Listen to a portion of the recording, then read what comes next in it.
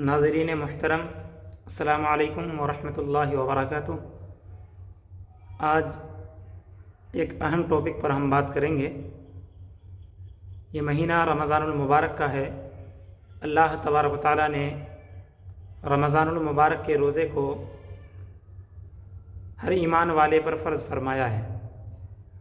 یا ایھا الذین آمنوا کتب علیکم الصیام کما کتب علی الذین من قبلکم لعلکم تتقون۔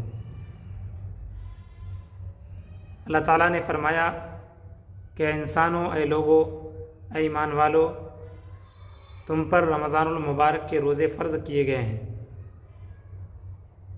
جس طریقے سے پہلے لوگوں پر روزے فرض کیے گئے تھے، اسی طریقے سے تمہارے اوپر بھی فرض کیے گئے ہیں۔ اور اس کے بعد اللہ تبارک و تعالیٰ نے یہ بتلایا کہ رمضان المبارک کے روزے رکھنے سے فائدہ ایک یہ ہے کہ انسان کے اندر تقوی اور پرہیزگاری آ جاتی ہے۔ اور تقوی ایسی چیز ہے انسان کے لیے کہ جو انسان کو صحیح راستے پر لے جاتی ہے، بدچلنی سے بچاتی ہے، بے راہ روی سے بچاتی ہے، برداشت کرنا سکھاتی ہے، ماحول میں کیسے زندگی جینا ہے۔ چونکہ سب سے بڑا مسئلہ انسان کا لڑائی جھگڑے کی وجہ سے پیدا ہوتا ہے، اور لڑائی جھگڑے اسی لیے ہوا کرتے ہیں کہ انسان بے برداشت ہو جایا کرتا ہے، برداشت کی حد کو پار کر جاتا ہے، تو ایسی صورت میں لڑائی جھگڑے کی نوبت آتی ہے۔ تو خیر، سب سے پہلے ہم یہ دیکھیں کہ اللہ تبارک و تعالیٰ نے رمضان المبارک کے روزے کس پر فرض فرمائے ہیں۔ چونکہ مسئلے مسائل کے متعلق آج ہم بات کریں گے، اور روزانہ کی سیریز کے طور پر میں اسے بیان کرنے کی کوشش کروں گا، تاکہ ہمارے وہ ناظرین جو مسئلے مسائل پر جن کی پکڑ نہیں ہے یا بالکل انجان ہے، ان ویڈیوز کو دیکھ کر کے انشاءاللہ وہ کافی حد تک مطمئن ہو جائیں گے، اور انہیں کسی سے مسئلے پوچھنے کی اتنی زیادہ ضرورت نہیں پڑے گی۔ تو سب سے پہلی بات تو یہ ہے کہ رمضان المبارک کے روزے ہر مسلمان پر جو مجنون یعنی پاگل اور دیوانہ نہ ہو، ایسی صورت میں ایسے شخص پر رمضان المبارک کے روزے اللہ تعالیٰ نے فرض فرما دیے ہیں۔ ہاں، اگر ایسا شخص اچھا شخص ہے لیکن اس کے ساتھ کوئی عذر ہے، پریشانی ہے، بیماری ہے، تو اس کی بیماری اور پریشانی کو دیکھ کر کے فیصلہ کیا جائے گا کہ کیا یہ روزہ توڑ سکتا ہے یا نہیں۔ سب سے پہلا فیصلہ جو کرے گا وہ خود سے کرے، اور اپنے آپ کو کٹہرے میں کھڑا کر کے یہ پوچھے کہ کیا میں روزہ توڑ سکتا ہوں، کیا میری حد سے باہر ہے اس روزے کا رکھنا اور اسے پورا کرنا۔ تو اگر ایسی بیماری ہے یا کوئی ایسی پریشانی آ گئی ہے تو ایسی صورت میں شریعت نے اسے اجازت دی ہے کہ وہ روزہ توڑ سکتا ہے۔ ورنہ اگر یہ صورتیں نہیں پائی جائیں تو ہر حال میں مسلمان مرد پر، عورت پر، اگر وہ بڑے ہوں، بالغ ہوں، اڈلٹ ہوں، تو ایسی صورت میں روزہ فرض ہے۔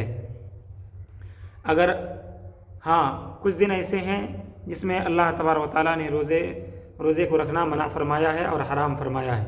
ایک عید کا دن، اور دوسرا بقرعید کا دن، اور بقرعید کے ساتھ ساتھ 3 اور دن اس کے بعد والے ملا لیں، یعنی بقرعید میں 4 دن ہو گئے، اور ایک دن عید الفطر کے، یعنی کہ 5 دن گویا کہ اللہ تبارک و تعالیٰ نے روزہ رکھنے کو حرام قرار دیا ہے۔ اس دن روزہ آپ بالکل بھی نہیں رکھ سکتے۔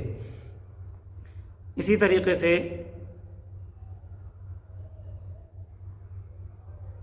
کس وقت سے کس وقت تک روزہ رکھا جاتا ہے۔ ہم یہ سمجھتے ہیں کہ سحری کے وقت سے بھوکا رہنا ہے اور افطار کے وقت تک بھوکا رہنا ہے، اور اسی کو ہم روزہ کہتے ہیں۔ یہ چیز ٹھیک ہے، لیکن ذرا وقت کا تعین اور اس کو فکس کر لیں کہ کس وقت رکھنا چاہیے اور کس وقت نہیں رکھنا ہے۔ جب فجر کی نماز کا وقت آتا ہے تو اس وقت سے روزہ رکھنا ہم شروع کرتے ہیں۔ جس وقت سے فجر کی نماز کا، یعنی فجر کی نماز کا وقت جب سے شروع ہوتا ہے تو اس وقت سے ہم کو کچھ بھی نہیں کھانا ہے۔ اس سے پہلے جتنا کھایا، اس کے بعد سے فجر کا وقت شروع ہوتے کے ساتھ ہی انسان کو رک جانا ہے، اور یہ سورج کے ڈوبنے تک رکے رکھنا ہے، اور اس میں کسی بھی طریقے کے بے حیائی والے کام، اسی طریقے سے کھانا پینا، یہاں تک کہ ایک دانہ کا بھی اگر آپ اتارتے ہیں بدن کے اندر تو ایسی صورت میں آپ کا روزہ ختم ہو جائے گا۔ اسی کے ساتھ اور بھی ذرا دیکھیں کہ بعض لوگ یہ کہتے ہیں کہ نیت کرنا ہے، اور نیت بالکل کرنی چاہیے، لیکن کب کرنی ہے اور کیسے کرنی ہے اس کے بارے میں زبان سے نیت کرنا اور کچھ کہنا یہ ضروری نہیں ہے۔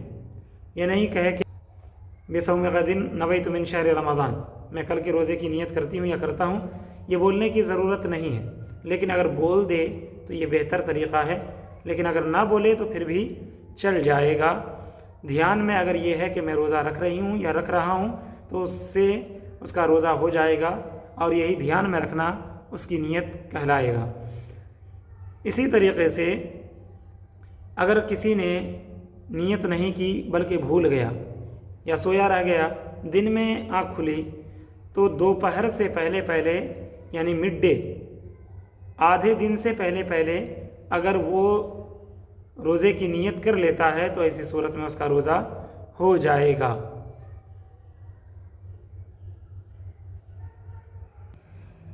اسی طریقے سے ایک ایسا شخص ہے جس نے بالکل کھایا پیا نہیں، فجر کی نماز سے، فجر کے وقت سے لے کر کے یعنی سحری کے وقت کے ختم ہوتے ہی اس نے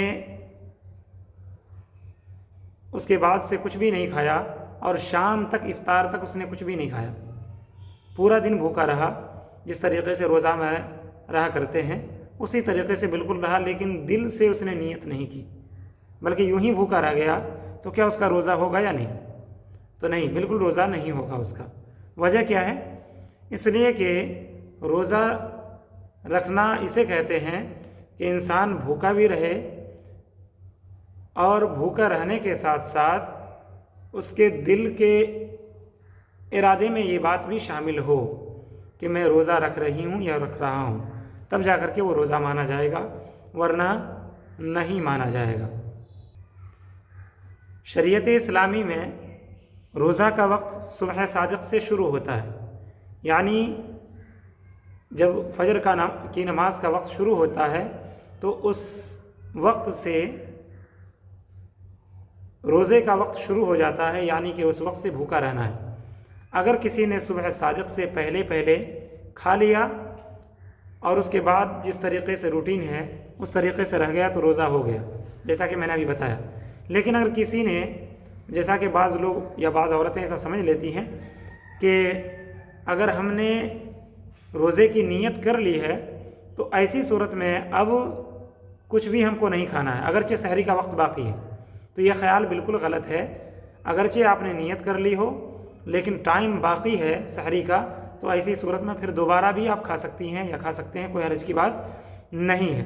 یہ سمجھنا کہ نیت کرنے کے بعد اب نہیں کھانا ہے، یہ خیال غلط ہے۔ اگر وقت ہے تو ایسی صورت میں آپ کھا سکتے ہیں، آپ کے روزے پر کوئی فرق نہیں پڑے گا۔